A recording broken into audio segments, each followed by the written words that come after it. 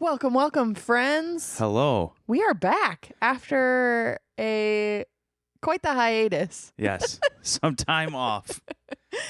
Yeah, well, welcome back, guys. We're so happy that you're here, and we're so excited for all of you who will be listening in. We've got a lot of fun things planned for this next session of the Innkeeper Couple podcast. Yes.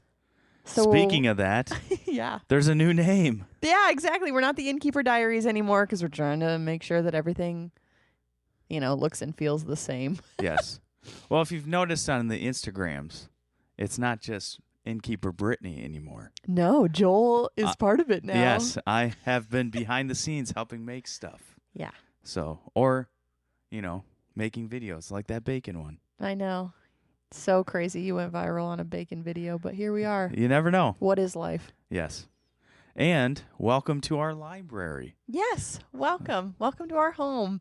We thought it'd be kind of fun to, as we're explaining hospitality tips and what it's like to run a bed and breakfast, especially as millennial innkeepers that are kind of an anomaly in this industry, that you see our home. And so we are starting a YouTube channel for that exact reason, so that you can just kind of get a feel for where we live, what it looks like. And so if you're watching us on YouTube, hello. Welcome. If you're listening to us on Spotify or Apple, it's just... You can't see us. Yeah, you can't see us. So it's okay. It is what Honestly, it is. maybe it's better for you. No, I like seeing you, babe. Oh, thanks. Yeah. All right. What's our first thing, babe? We're bringing back the jingle that you wrote, obviously. Oh, yeah, that's right.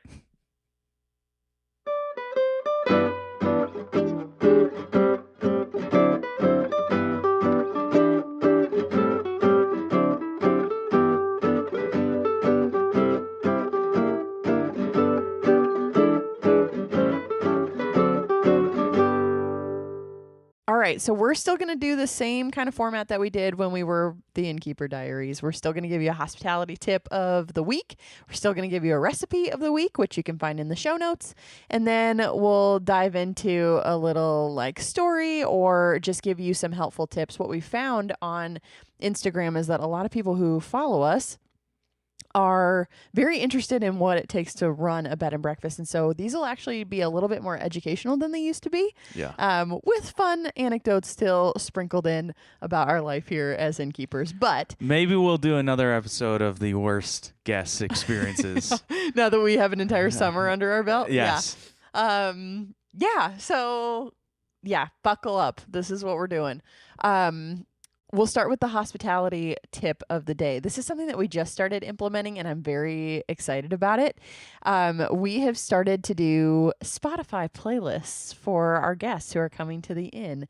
And so Joel created this really nice road trip playlist. I mean, we're in northern Michigan, so we don't get a ton of people who are flying specifically to northern Michigan to come to northern Michigan. Some people do. They fly into Traverse City. But for the most part, they're driving. They're driving from southern Michigan, Ohio, Illinois. We have a lot of Chicago folks. Detroit area. Yeah. So we put together 3 hours of music on a Spotify playlist. And now they get a little text message the day that they arrive saying, hey, if you need a little road trip inspiration, we've put together a little Spotify playlist for you. Enjoy. And it's basically like music inspired by northern Michigan. Yes, and we put a little Easter egg in there. For those who really love Michigander music, you'll know what we're talking about. When it shows up, you'll know. We're not going to tell them. No, it is a surprise. Have to come stay. You have to come stay and tell us if you know. So I love it. Just wait. Yeah, that was kind of a joint thing that we just started, but it's been really fun. Yeah, it's been great. Yeah. So just another way to make your guests feel welcome. Maybe there's some local bands or something in your area, and you can bring that Spotify playlist in and feature them, and then also get your guests pumped to head north or south, wherever you're at. Exactly. Love it. Awesome.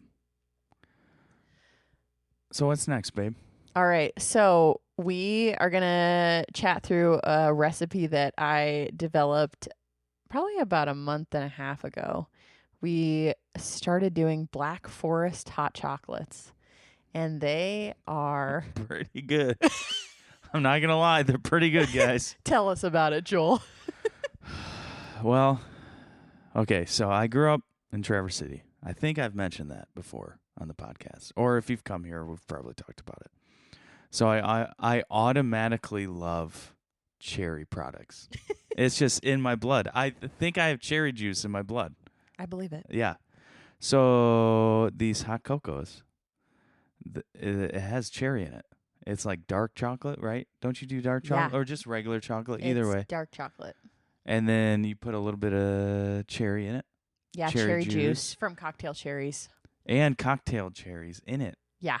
And that's what makes it even better. With my homemade whipped cream. Yeah. So are you going to give like the actual recipe? Yeah, or it's in the show notes. It's always in the show notes. It's always in okay. You know this. You're the one who puts it in there. Okay, well, it's been a while. It's been a while, guys. Give us some grace, please. Well, okay, so if you look at the recipe, it's pretty awesome, but it tastes great because anytime you throw cherries and chocolate together, it's so just good. magical. Match made in heaven. Yeah. It's like us, babe. Oh. I'm the cherry, you're the chocolate. Thank you. It's a good time. Yeah, Joel was the cherry prince once upon a time in the Indeed, Traverse City Cherry Festival, so that makes me a cherry princess, folks. Yep.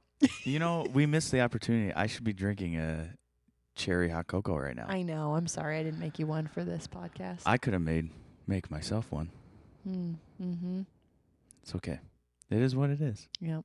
Well, enjoy. And if you do try it, let us know what you thought, because it's super easy. You're just going to boil some milk, stick your favorite hot cocoa mix in it, or dark chocolate, just shaved dark chocolate. Sometimes I like to do both, where I stick chopped dark chocolate in there, let it melt and get all gooey with the milk, and then add like a scoop of Starbucks dark chocolate hot cocoa mix. And then add the cherry juice, a little bit of sea salt, tiny bit of vanilla extract. Let that come to a simmer on your stovetop, and then garnish to your heart's content with extra cherries and homemade whipped cream. It's so good. Yum. It's great. Do you have a favorite hot cocoa? This mix? one. No, like the mix. Sorry. A mix. Hot take, I actually don't love Starbucks hot cocoa mix. It's not my favorite, and it's literally only good with milk. Well, with hot cocoa, it just tastes chalky to me. Yeah. I don't like it. But if I had to pick like a sipping chocolate, Yasik in Banff is always going to be the best. Dude, you're so bougie. Or Jacques Torres. Hold on. They used to have a shop in Traverse, and that names one was that amazing. I can't even pronounce. Britt's like, those are my favorite sipping chocolates. What's Not yours? even hot cocoa. I swear, if you say Swiss Miss, just get out. No, that's definitely Maya's. It is. Maya's is Swiss Miss. It's straight up sugar. Yeah. Is it even chocolate? I don't know. I don't even think so. I don't know. I don't even think I have one. But, I mean, we have Starbucks lying around a lot. Yeah, right. So I feel like that's just the go-to. Mm-hmm. Is there any other brand than Starbucks or Swiss Miss that's not, like, fancy? I don't know. Comment yours. Because I Please. think you can comment on Spotify still, or Apple, or YouTube. Yeah, all that stuff. Comment yours. Yeah, help us expand our horizons, because apparently I'm too bougie and Joel's over here drinking Swiss Miss. I'm a simple man. What can I say? Where is the middle ground of hot cocoa? Yeah. Come on. Okay, well, anyway, go try it. Let me know what you think. Let us know what you think. Yes. We think it's really delicious, and we hope you do too. Yep. We are going to chat today about common mistakes that people who own bed and breakfasts or other short-term rental properties make that are hindering their success. So we've got 5 things we're going to talk about within those mistakes. Hopefully this is helpful for you if you are dreaming up what it could look like to own your own bed and breakfast or short-term rental property.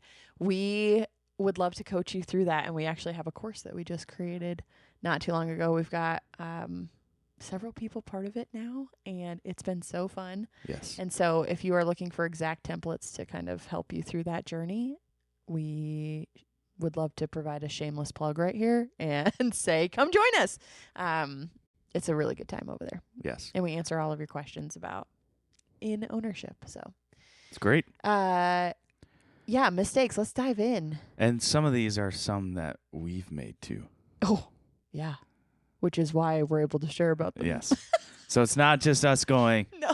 hey, these are mistakes that we've seen other people make. It's us going, oh, yeah, we've been there. We get it. Exactly. And here's how you recover from it. And here's how you don't make that mistake. Learn from us. Exactly. That's what we're here for. Yes. A what not to do case study. Yes. It's a good time. All right. So what's the first one? Okay. So the first one that we have is overpricing your rooms. This one is not one that we've done, I don't think. I think that we've been pretty... We're trying to be... competitive. Yes, competitive. A lot of people in the area are actually more expensive than we are. Yeah. But we've done that on purpose because I feel like staying competitive in this market is huge, especially if you're in a tourist destination.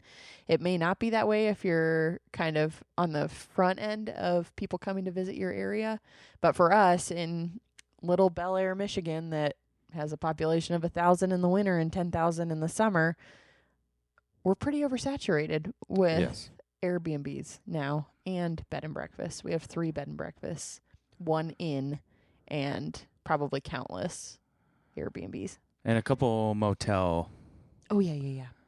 Like, yep. They fluctuate because sometimes people do like the long-term stays and the short-term stays.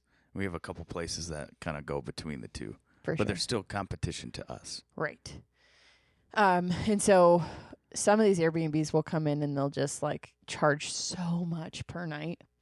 And then they wonder why they're not getting anybody to stay. And it's because the rest of us are staying competitive with each other. And so one of the ways to combat this is, one, do some market research.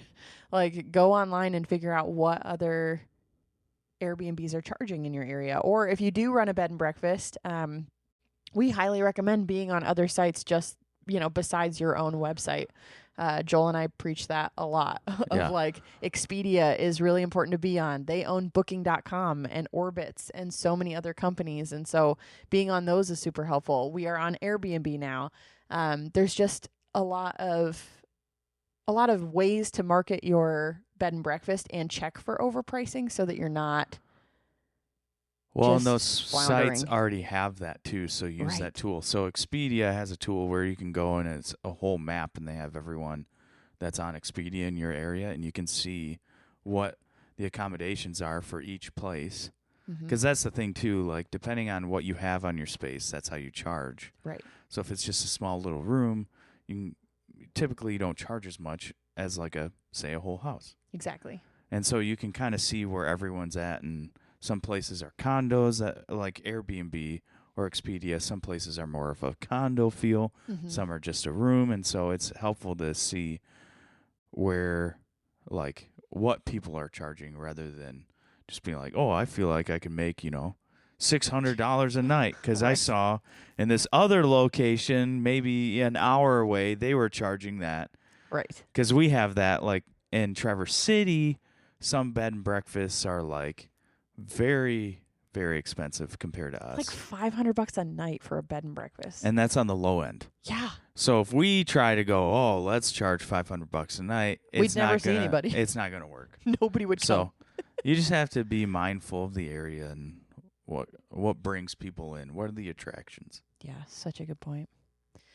Number 2 kind of goes into that location choice. Nice segue, babe. Yeah, you too. You are so smart. So, one thing that I've heard time and time again is like, I don't know why my bed and breakfast is struggling, but they're in like some really small town with like one state fair per year. Like, I'm not saying that it can't be done to run a rental property in a place that has very little going for it, but just know you're going to be fighting an uphill battle, probably more than you're willing to fight.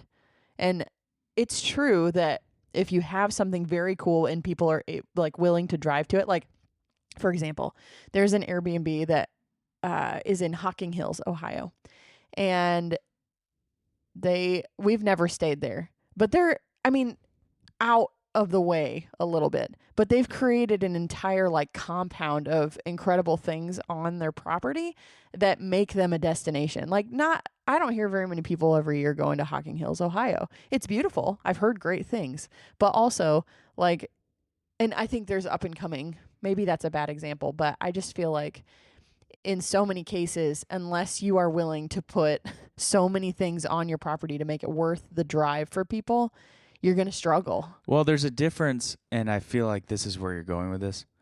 Like you see those campsites or the cabin sites, people are making more of like a campground or like a destination. For sure. Like a getaway, like a cabin in the mountains or the cabin in the hills. That's different than like a... Or like those tree houses we saw that were like an hour outside of Seattle. Yeah, that's different because you're creating an experience for people to go travel to in a getaway than buying an old house or buying a big house in another area, just trying to remodel it, going, hey, come to my bed and breakfast, and it's in a residential area. Right. Because I have a friend that sent me this like old mansion-looking thing that was like really cheap, but it was in this like residential like neighborhood in a like a small town outside of a big city that literally people just go there because they live there. There's like no restaurants, there's no attractions, there's nothing bringing people there. Right. It was just a cheap house, and he's like, do you think I should turn this into a bed and breakfast? And I'm like, you can, but it doesn't seem like there's a draw for people other than people that go work in the city and then they drive home and that's their suburb. Right. Like it. And they're not looking for a place to stay. Now a rental, long-term rental, yeah, that's different. But if you're looking for more of a vacation, short-term rental spot, that seems like it's just a harder sell. For sure. And I mean, people travel based on attractions. Right. Like very few people just look at one Airbnb and go, oh, I really want to stay there. I'm not going to plan anything else around that. I'm just going to stay in my hotel room for a week. Some people do that. I mean, we have a couple guests per year that are like, no, I just wanted to come and sit and get away. Great. Amazing. Right. But those may not be your part of your target audience. So just make sure that if you are buying a bed and breakfast, it's in a location people actually want to visit. Right. That will scale your business in a much greater way. It just helps. It helps. It helps grow the business. For sure. What's number 3? Number 3, I'm using my notes over here. Underestimating costs associated with running it. Yes. We never did that. No. What? So food, when you're running a bed and breakfast. Food costs a lot. In this market right now, inflation is not helpful. No. In Michigan, food costs a lot. Especially when you're like, if you're going to provide continental breakfast and you don't know how much people are going to eat, and you just, have to still buy as if they would eat, and then they don't eat, and then you're sometimes left with leftover food. But that's a cost that you have to put into the room, because if they do eat, you want to make sure that you have enough food for them. Right. But yeah, food's a big one. Also, utilities. Yeah. Oh, my computer it's still working. Cool. Great. It just went to black. We're leaving that in this. Great. I love that. It's the first time we're doing it here, so we're figuring it out. So I was saying utilities, though. I feel like, oh my gosh, it's easy to go, oh, I think I can budget on this for utilities. But, I mean, some people leave the lights on in their room the whole night. Some people... Fans, AC units. Run the water. It's like you can get a idea, but you don't really know for sure how much it's going to cost. So, and it's seasonal too. So like our gas bill in the winter is much higher because like most houses in Michigan. So that's a little bit easier to like kind of have that range, and you can see every year. But once you're kind of into it, you don't really know until after you experience a year or two, and then kind of figure out the ebb and flow of it, because every guest is different. And we've had people like a couple of our rooms have jacuzzis in it, and sometimes it's like, and it takes a lot of water to fill it up, right? And sometimes you have people that don't take a bath, and some people are like, I'm 4 times a day bathing this thing. And I'm like, good for you. Great. I love that for you. I think it's awesome. It just... knowing that helps go, oh, maybe I should just plan on more Yeah. for utilities. Over budget every single time, especially with utilities and food. Yes. You just never know. And repairs as well. And repairs, yeah, because guests break things. Here's a thing. Don't go cheap on if you go to remodel something or if you go to like change out, say, a faucet, don't go on Amazon and buy the cheapest one because you're going to end up just replacing it a ton. Mm-hmm. Because every single time you just buy something cheap, people, because it gets used so often, and often people with like hotels or inns or bed and breakfasts, it's not that they don't care about the place, they just don't necessarily like treat it as their own home. Right. Which is totally understandable. So people can be a little bit more rough on things. So it's just best practice to buy the one that's more sturdy, something that's going to last. Which kind of brings us, we can skip ahead to point number 5. Oh, cheap remodels. I didn't even mean to do that. Cheap remodels. Yeah, so just because something looks nice online doesn't mean that when they get here in person, they think that your Airbnb is still nice. Yeah. I mean, actually, we just had a really good example of this. We stayed at a house here in Michigan. My mom turned 60 this year, and we decided to just get away in northern Michigan at not our inn. And we rented an Airbnb that looked so cute online. It was adorable. Like, all of the photos were so nice. And we got there, and it was, like, cluttered and just stuff everywhere. Random light switches that didn't make sense. Like, yeah, faucets that leaked all night. It was just like little things. Online, it looked more modern. Yeah. In person, it was like from the 80s. Yeah. And I feel like that's kind of the vibe that a lot of Airbnbs get. Or like even bed and breakfast. It's easy to like make your camera. It's easy to make a photo look great, but then show up, you're like, ugh. Right. So don't be that bed and breakfast or that Airbnb where you're like, I'm just going to cut every corner possible, and as long as it looks good online, then that's good enough for me, because at the end of the day, you're going to lose repeat guests. And the point of running short-term rentals are your repeat guests. I mean, we would not even be afloat if it weren't for repeat guests. Right. Because you can't expect 1,200 new people per year to find you and just come. I mean, like that, how much more work are you making for yourself when literally you could just make your space nice the first time? Right. And it doesn't have to be negative, perfect. No, but also the negative reviews that can come from that can kill you. Right. As an Airbnb. I mean, especially if you're in a tourist destination where there are a lot of you, or you're a bed and breakfast, and it's like, you know, bed and breakfast sometimes can be a dime a dozen in a place. And if you're just one of the bed and breakfasts that puts a Band-Aid on gunshot wounds, like they're not coming back, and you're going to get bad reviews, and then you probably won't be in business all that long. Like, you have to provide something of quality now. You just have to, and that will set you apart. Right. And I think too, it's like, what's that phrase about missing dollars, saving pennies? Yeah. What's that? Saving pennies and losing dollars. Yeah, and I feel like when you look at budgets and say you like buy a house and you're gonna like put in like cheap wood or cheap flooring, right, rather than like getting vinyl or getting hardwood floors, and then just like, because I've had this where flooring starts like peeling up. Yeah. You know, it's like what's that style of flooring? Like laminate? Laminate, yeah. It's like laminate flooring goes bad after a while, and it can peel and it looks bad. And I think it's like attractive because you're like, oh, it's 35 cents per square feet or foot or whatever. And you're like, and the vinyl's $1, but it's like the vinyl's going to last longer. It's going to stay. And, you know, like, it's not the quality of hardwood either. So maybe if you want to go for the hardwood, great. Mm-hmm. It's just, I think sometimes we look at like the budget friendly stuff, and then we don't realize that's the stuff that's not going to last, or it's going to look bad. Right. Yeah. Cheap remodels. Don't do them. If you can't put the money into it, don't do it yet. Don't piecemeal it together. I mean, honestly, that's been a massive thing for us owning. I mean, so we took over an existing bed and breakfast, so we didn't start the bed and breakfast from scratch. I mean, to some degree, but we're rebuilding. We're rebuilding it. But For the most part, like, this isn't really our style.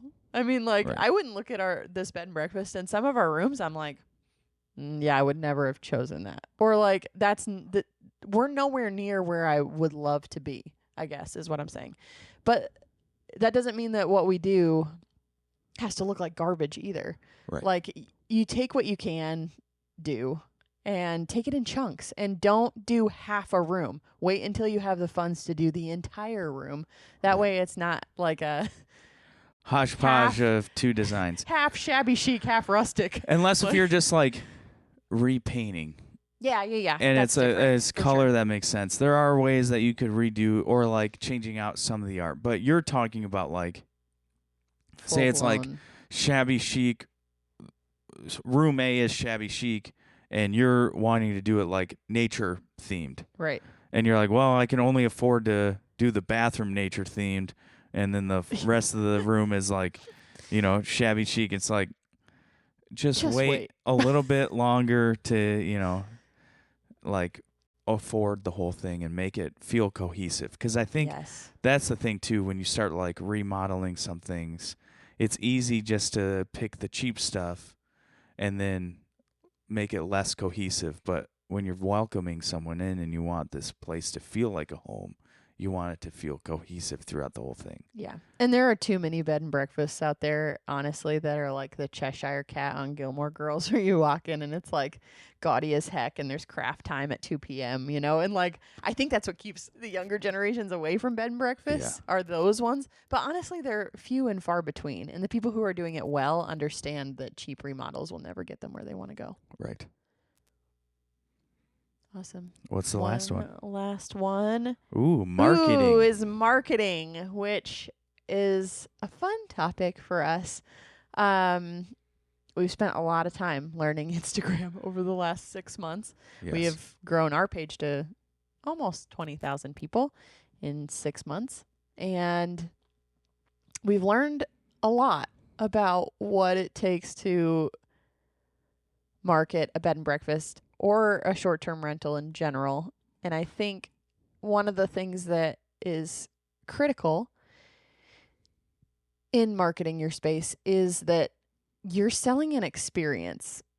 And it can be really tempting, I think, to just act like, your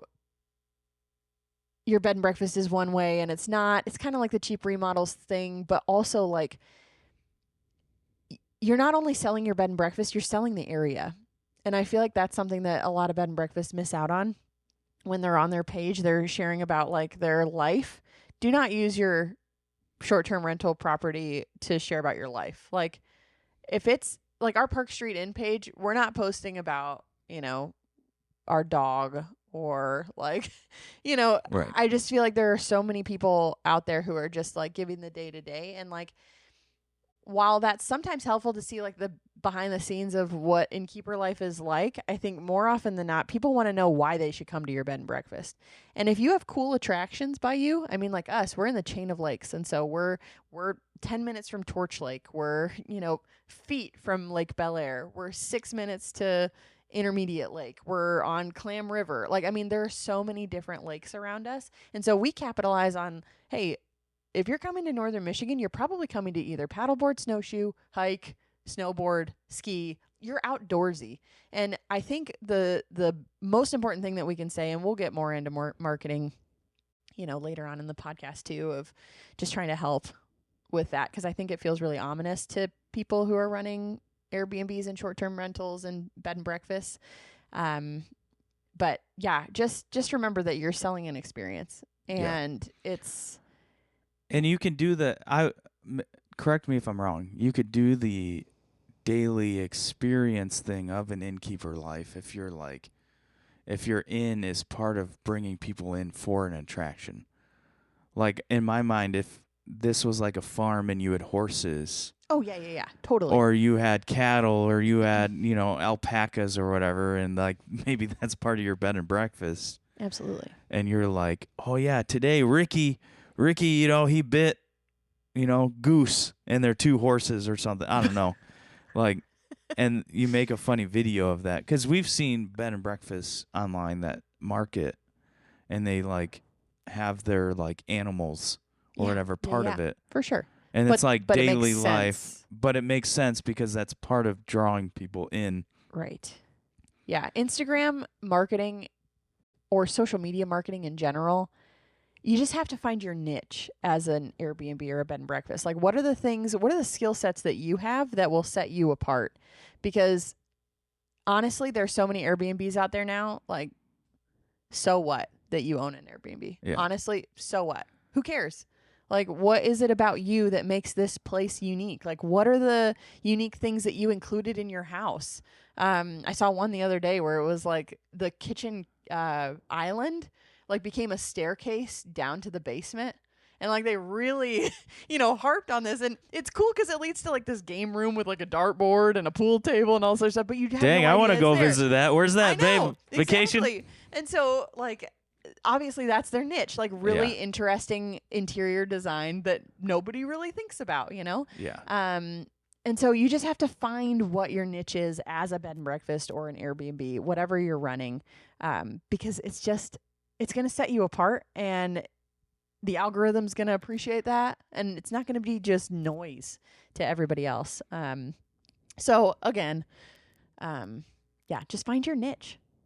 Be willing to kind of dig deep into like what are the skill sets that I have. Maybe you're like really culinary focused, or maybe you're into art.